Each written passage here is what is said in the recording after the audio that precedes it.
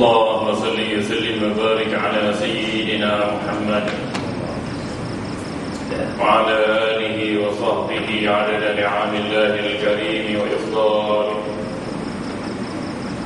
اللهم صل وسلم وبارك على سيدنا محمد نور الشافي ودواء الكافي وعلى آله وصحبه وسلم.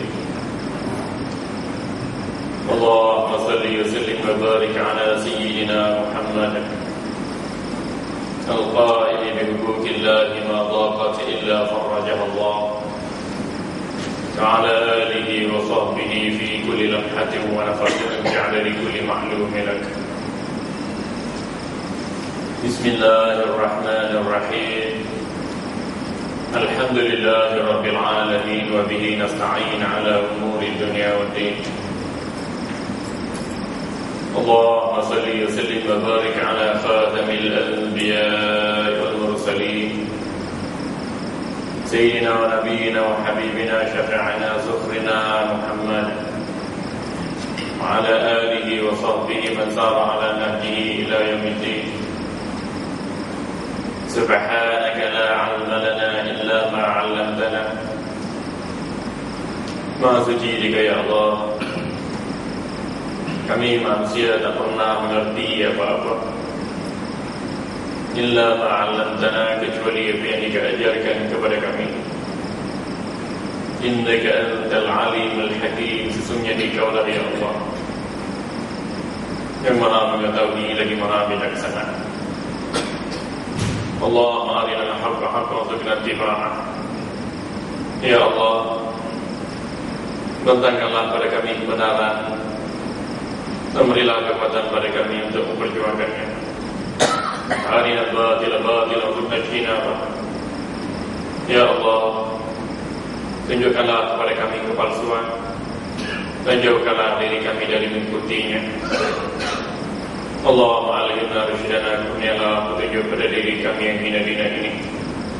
Wa'idna min syarri anfusina, lindungilah kami dari kejahatan hawa nafsu kami sendiri.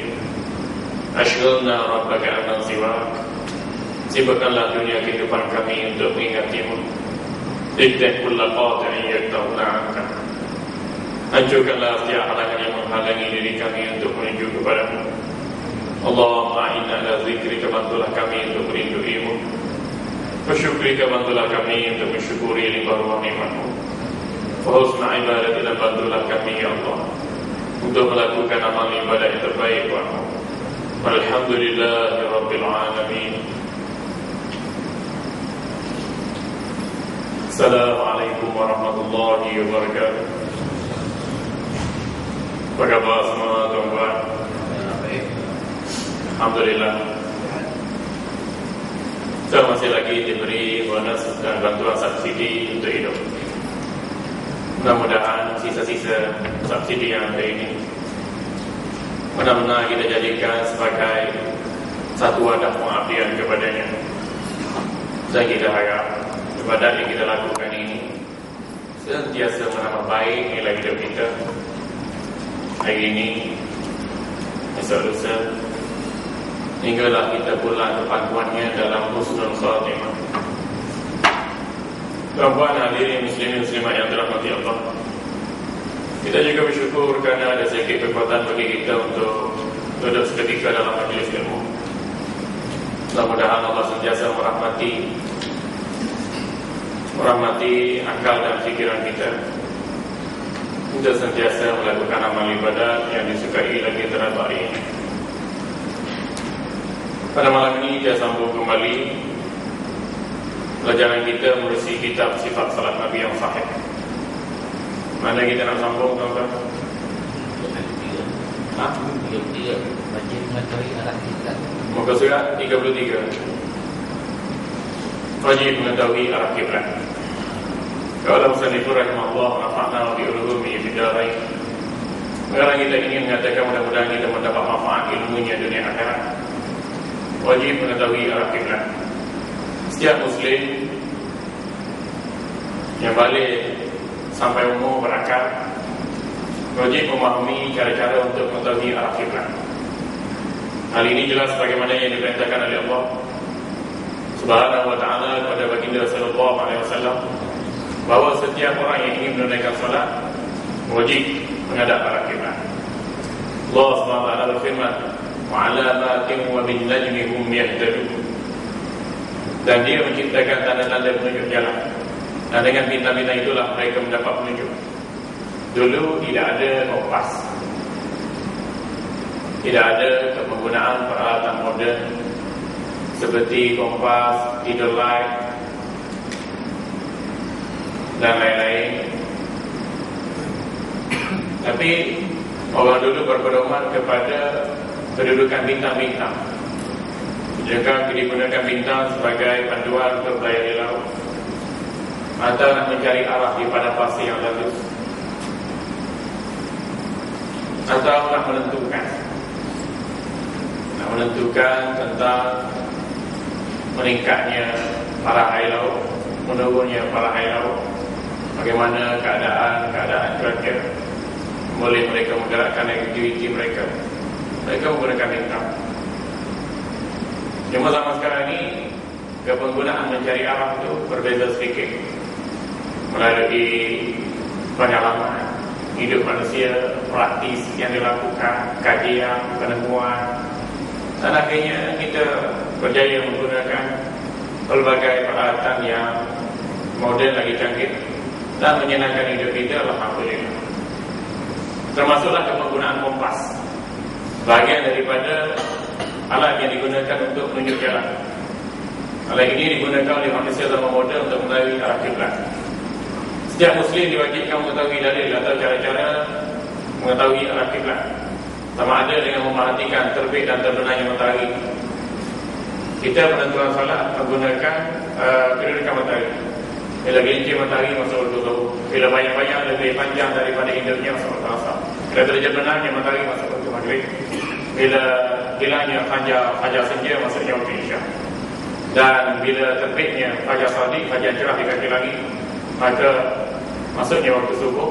Dan bila terbitnya mentari di hari pagi, maka habisnya waktu subuh, bermula waktu syuruk. Lepas daripada waktu syuruk lebih kurang 10-15 minit masuknya waktu duha. Habis waktu duha itu dengan gelincir mentari waktu masuk waktu subuh. Itulah putaran. Sekiranya tidak ada penentuan masa berdasarkan putaran jam atau beberapa kereta yang lain digunakan untuk menyukat perjalanan masa berkenaan dalam tempoh 24 jam, maka kita menggunakan penentuan solat berdasarkan kepada perjalanan matahari.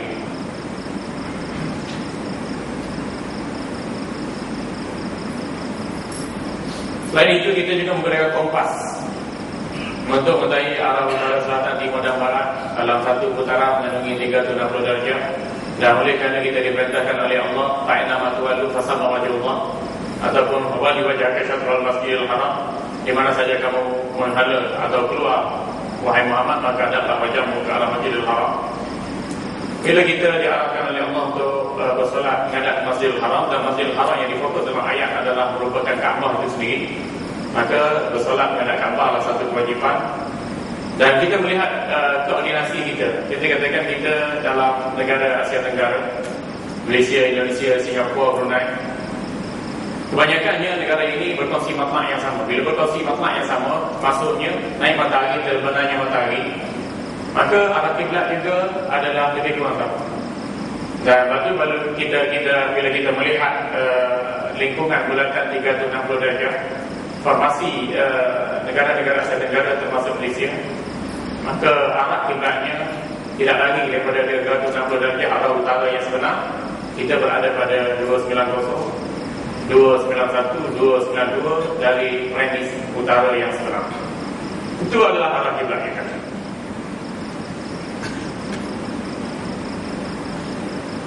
Batu agak mudah sekarang dengan bantuan peralatan begini. Hatta boleh diaplikasikan dalam gadget-gadget seperti HP dan juga iPhone pun ada. Sehingga arah kiblat yang terdapat dalam iPhone lebih efektif berbanding dalam gadget-gadget yang lain.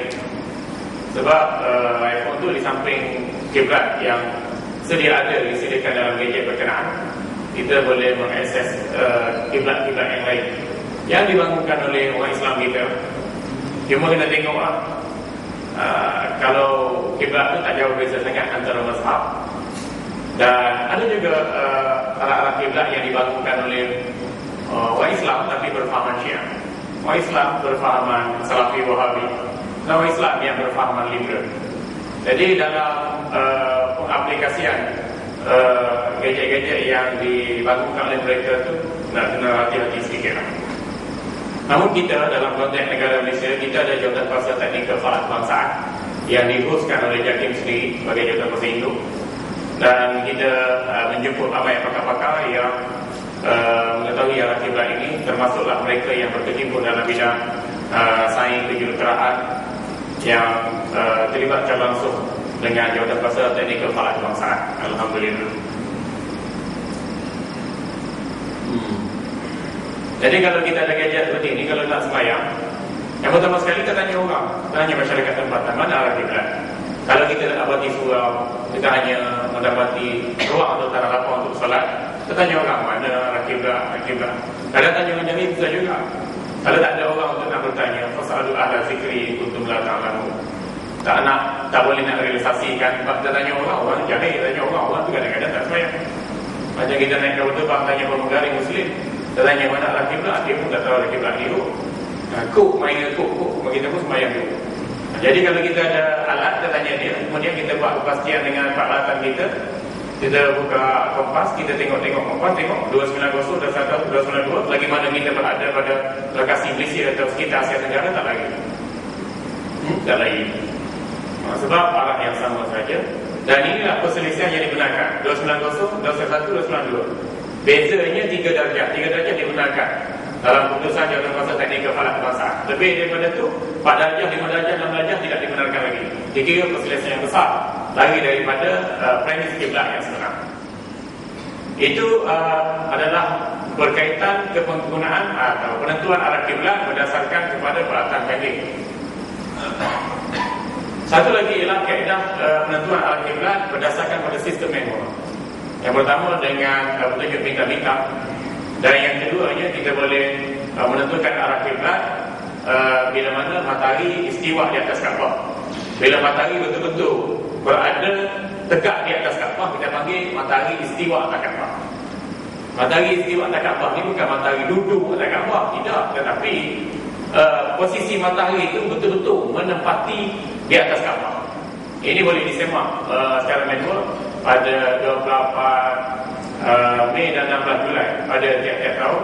Kita boleh semak arah kiblat kita, dan biasanya di waktu Malaysia, waktu yang sesuai ini dalam waktu tetap 4 suku, 420, 425 atau 4 boleh pergi kepada laman web JAKIM www.islam.gov.my. Di situ kita perincikan juga dalam blog saya alwari.blogspot.com tu. Di situ kita letak bagaimana cara-cara nak membuat semakan arah kiblat. Bila matahari berada di atas Kaabah, kita boleh buat semakan arah kiblat seluruh dunia. Tapi dalam masa-masa tertentu saja.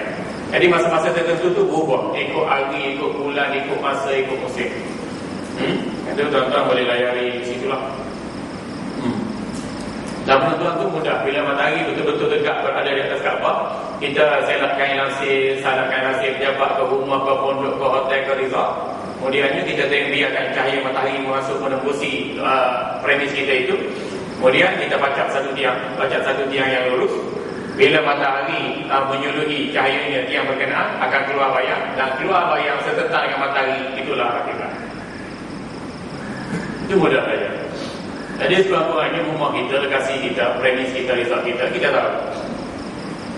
Dan kita sentiasa membuat semakan supaya apa yang kita lakukan dalam bentuk ibadat, solat, menghadap kiblat, dalam keadaan kita solat dengan penuh keyakinan. Seseorang juga harus mengetahui arah perjalanan yang dilaluinya. Kita nak pergi mana? Mana arah perjalanan kita? Utara, selatan, timur dan barat, kiblat mana? Itu kita kena ambil berat. Ini bila nak musafir, nak makan mana?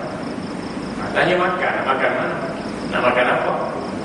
Kita sepatutnya musafir, nak semayang mana? Itu beza antara Melayu dengan Islam. Demikian juga arah kiblatnya. Kita kena tahu arah kiblat. Begitulah sebaiknya yang dilakukan oleh seorang Muslim yang mengambil berat tentang agamanya. Hal ini jelas bagaimana yang dilakukan oleh para sahabat baginda sallallahu alaihi wasallam. Semoga Allah meridai mereka. Sahabat nak musafir dah fikir apa kaitan musafir kita dengan urusan agama. Sebab dalam musafir itu disulami dengan ibadat. Kita ni dalam musafir hanya semata-mata kerana adat. Itu berbeza sedikit persepsinya. Kerana jiwa manusia bila sentiasa diikat dengan akhirat, gerak padanya hanya berfikir tentang ibadat. Tapi bila jiwa manusia sentiasa diikat dengan dunia, maka gerak aktiviti badannya hanya fikir dan cari kebenaran dunia semata-mata. Imam Nawawi rahimahullah mengatakan, jika seseorang Muslim tidak mahu belajar dan bertaklid ulama, maka tidak sah salatnya, kerana dia telah meninggalkan tugasnya dalam menghadap kiblat. Dalam nak belajar, tak ada ikut para alim ulama pula. Taklid di sini bukan taklid betul. Taklid di sini maknanya kita tanya alim ulama. Ulama memberi jawapan, memberi dalil, dan kita tak berupaya untuk menganalisa dalil berkenaan atau membezakan dalil ini dengan dalil ini. Tak pandang, tak tahu, tak ada kemampuan. Maka cukup bagi kita untuk percaya kepada kalam ulama. Taklid di sini bukan taklid buta, taklid ikut ulama salah ikut juga. Ulama mengumpulkan pandangan yang salah, yang sembrono, yang bertentangan dengan pandangan yang sahih, pandangan yang asal dia ikut juga. Itu taklid buta. Yang kita bincangkan konteks taklid kepada mazhab, taklid kepada syekhul mazhab, taklid kepada ulama mujtahid adalah taklid yang sah.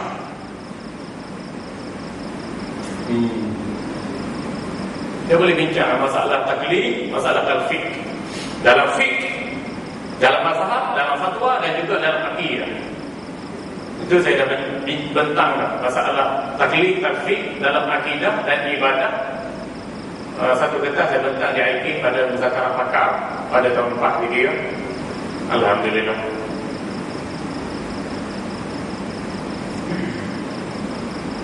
Jadi bila kita tak mahu belajar, satu kesalahan besar.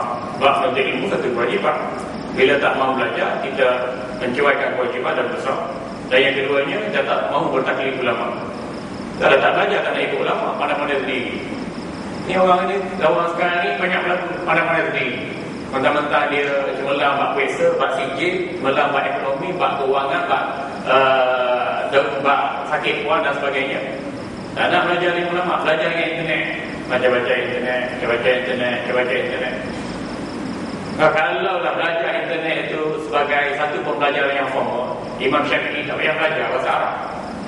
Diriwayatkan 13 tahun Imam Syafi'i belajar bahasa Arab. Diriwayatkan 20 tahun Imam Syafi'i belajar bahasa Arab saja. Kemudian merantau, ngaji fiqh, ngaji hadis, ngaji tafsir, ngaji tu, ngaji ni, cari dulu. Padahal dia adalah orang Arab, pasti berbahasa Arab. Semuanya, sumber-sumber berdasarkan bahasa Arab. Tapi masih lagi belajar. Hari kita ni, mentang-mentang kita pandai, hijab bulu-bulu, kita pun profesional pula. Nak mari masjid, ngaji surah pun malah. Nak beli kitab-kitab agama pun malah. Nak merujuk alim ulama pun malah.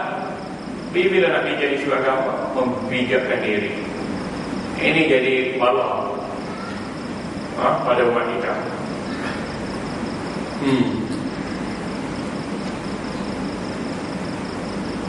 Maka tidak sah salatnya kerana dia telah meninggalkan tugasnya dalam menghadap kiblat. Tetapi jika dia tidak mengetahui arah kiblat, tidak termasuk orang yang mampu mengetahui kerana bukan ahlinya, atau dia tidak mendapatkan seorang guru untuk mempelajari, ataupun mungkin dia seorang yang buta sedangkan waktu salat tersempit, maka dia dibolehkan untuk bertaklid pada orang yang tahu arah kiblat tersebut. Dan kalau kita sedar kita tak belajar, tak ada guru, tak ada alat, tak reti nak guna, ini adalah orang yang tahu tentang lokasi berkenaan arah kiblatnya. Kalau kita tak tahu, tak tanya, tak apa, tak sah salat kita. Taklid yang dimaksudkan di sini ialah mengikuti perkataan atau pendapat orang lain dan membuat kesimpulan sendiri. Tetapi jika seorang yang bertaklid tidak mendapat orang yang ditaklidnya, dia nak dapat maklumat, tapi tak ada orang yang mampu beri maklumat. Itu maksudnya. Maka mereka perlu juga menunaikan solat untuk menghormati waktu dalam ibadat, dalam keadaan seadanya. Kemudian dia perlu mengulangi kembali solat tersebut kerana perbuatan tadi itu termasuk dalam kategori uzur yang jarang terjadi.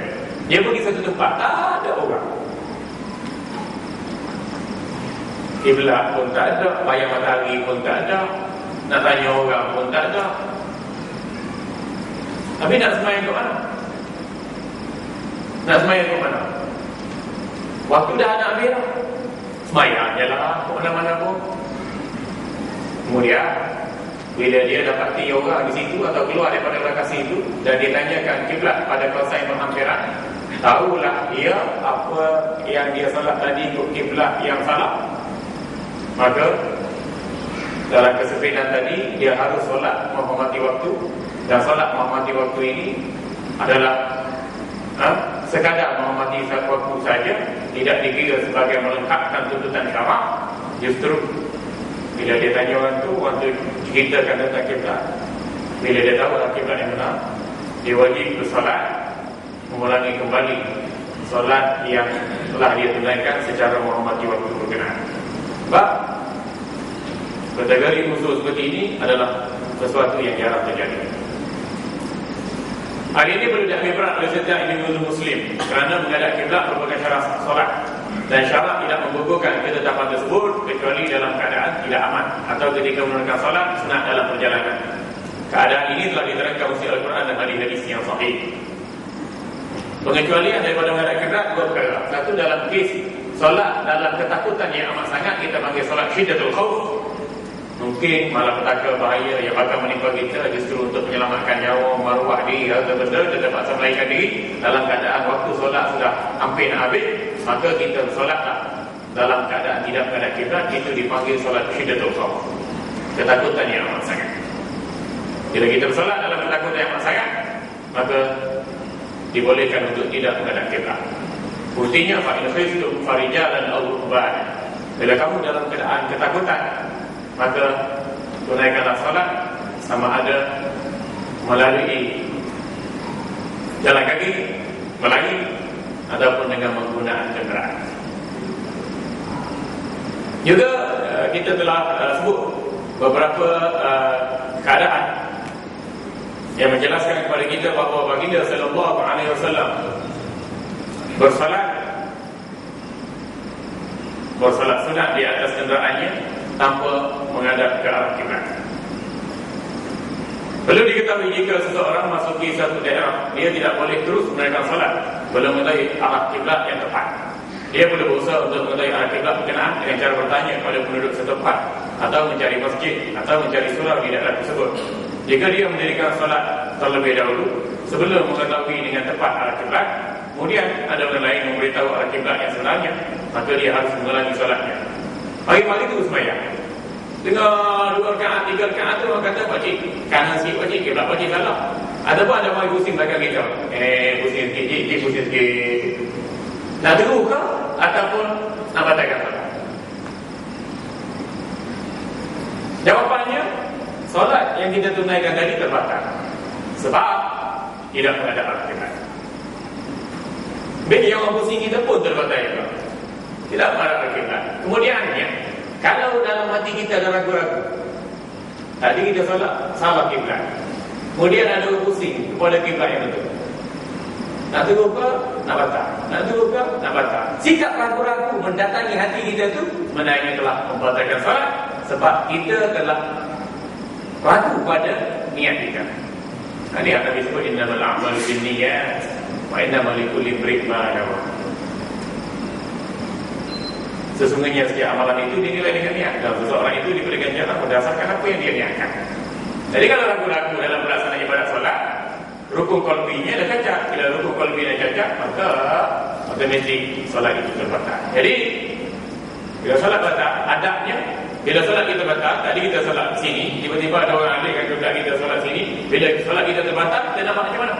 Adabnya, nampak macam mana? Adabnya, kita pun beri salam. Assalamualaikum warahmatullahi wabarakatuh. Assalamualaikum warahmatullahi wabarakatuh. Allahu Akbar. Kita rasa kesalahan itu, kesalahan kita dengan tidak menghadap kiblat. Itu adabnya. Atau disebut dalam ulama mazhab Syafi'i pun begitu. Kalau di imam itu tergetuk ke, apa kita katakan, terbatal ke, dan apa saja yang selama waktu dengannya, maka itulah adab nak keluar daripada solat. Hanya Allah sahaja yang memberikan taufik kepada kita semua. Memang penting. Biasanya sekarang ni kita masuk hotel-hotel pun 5 bintang 6 bintang, dia tak berapa mesra nak suruh kita buat penandaan arah kiblat. Jadi hotel-hotel Bumi Putra yang taraf 3 bintang setengah, 3 bintang ke bawah, hotel-hotel murah, dia panggil lah jabatan-jabatan agama, jabatan mufti. Kerja penentuan arah kiblat di premis ni adalah jabatan mufti. Untuk 3 bintang setengah, 4 bintang dan lagi lah hotel-hotel Bumi Putra, memang kita buat penandaan arah kiblat. Dan kadang-kadang akan juga penandaan arah kiblat tu dia letak dalam laci. Dalam laci bilik hotel tu, kadang-kadang orang ahli laci tu, ahli laci ni semayang pun ada. Kadang-kadang dia letak belakang. Rumah ada sini letak belakang. Takut bukan Islam masuk bilik komplain. Apa bilik ni tempat orang semayang, kita tak boleh semayang. Dia letak belakang. Kita cari mana kiblat, duduk pangkang, duduk belakang ni. Ke hujung sekali ni. Kita kata, mana dia tengok. Ini tempat yang senang, kita katakan. Di tempat yang senang. Kita tengok. Okey, sini depan, dia kata. Kalau kita nak semayang malam itu, mana letak depan ni, dia kata, itu mudah. Dia tak belakang ni, dia kata nak duduk belakang, duduk pusing. Allah, Rabbi, la ilaha illallah. Itu biasa di hotel. Di pejabat pun tak banyak. Dan banyakkan di pejabat-pejabat kita dari bawah Islam, Bumi Putra pun arah kiblatnya tidak berapa jelas. Hanya kita kata tengok lokasi. Di masjid, di surau, di pejabat kita, tengok-tengok gitu je. Tak boleh. Lot, saiz, tanah, keadaan, bangunan, itu berbeza. Saya main jenguk-jenguk gitu. Kita duduk. Ya. Aku nanti kita semayang situ 20 tahun, 30 tahun tak usah. Habis. Kat rumah kita. Maju-maju banyak Hindu, Buddha, Kristian yang maju perumahan. Bila buat rumah, kita katakan bila buat rumah, saiz duduk tanah, tapak, bangunan, itu pun semua tu tak kira. Dia tengok, tu masjid. Masjid ni. Kita sini. Tapi bila kita tengok kepada batu sempadan, atau kita buat semakan arah kiblat tunai, agak berbeza sedikit daripada apa yang kita nampak pada mata kasar. Bayangkan kalau selisih 1 darjah mewakili 128 km. Kalau kita lari daripada 4 darjah, mana lari daripada had yang dibenarkan, selisih dan perkiraan dari arah kiblat yang sebenar. Kalau selisih 1, 2, 3 tak apa lagi dalam kategori 29, 29. Ini adalah 4-5 darjah kali dengan 128 km untuk 1 darjah. Berapa ribu kilometer lah kita lagi daripada arah kiblat yang sebenar. Adalah rumah-rumah tuan-tuan, banglo besar yang biasanya terawih buat di bulan Ramadan, kita jumpa orang, panggil orang sepanjang rumah kita. Minta jabatan mufti pergi buat semaka arah kiblat. Tak kena bayar lah, 1 sen pun tak kena bayar lah. Minta jabatan mufti, kalau Selangor jabatan mufti Selangor lah, kalau Kuala minta jabatan mufti wilayah. Dia datang dengan teru-teru dia tu, buat semaka arah kiblat, dan alhamdulillah kita dapat semaka arah kiblat berkenaan. Kita buat ibadat pun dengan senang. Ni buat rumah je juta-juta. Nak buat penanda arah kiblat, tak ada. Hidup sampai mati gitu je. Tapi semayang kat rumah. Nak bagi masjid malah bantu tuan korang. Kalau kita ni ahli masjid dan surau, selamat arah kiblat kita. Sebab telah ditentukan dengan jelas oleh pihak otoriti agama. Kalau semayang kat rumah, bagi saya syasra. Semayang kat rumah, kalau dia pun tak tahu arah kiblat dia hanya jenguk-jenguk pada kedudukan sesuatu masjid dan surau, itu kiblat yang syas, kiblat yang dirakuti. Allah. Menegakkan sifat takasuf ketika bersalat. An Sayyidina Abdullah bin Sa'id qala hadartu Rasulullah sallallahu alaihi wasallam yawm al-fath wa shalla fil Ka'bati fa tala'a alayhi fa wada'aha an yasari. Sayyidina Abdullah bin Sa'id radhiyallahu anhu mengatakan, saya pernah mendatangi Rasulullah sallallahu alaihi wasallam pada hari penaklukan kota Makkah. Baginda sallallahu alaihi wasallam menunaikan salat dalam Ka'bah sambil menanggalkan kedua seliparnya. Tengok hal dulu Rasulullah masuk dalam Kaabah, da'a fi nahiyatin kulliha wa lam yusalli hatta kharaja min. Hadir dulu. Nabi sallallahu alaihi wasallam masuk dalam Kaabah, baginda berdoa dalam setiap penjuru Kaabah dan baginda tak bersolat dalam Kaabah. Dalam hadis ini pula, hadis yang sahih, baginda bersolat dalam Kaabah. Jadi kalau kita nak ambil satu hadis dan nak terus buat satu kesimpulan, tak wajar. Lepas tu mesti ambil hadis. Hadis ni kita nilai dari sudut fiqh. Sebab kita nak menjustifikasikan hukum.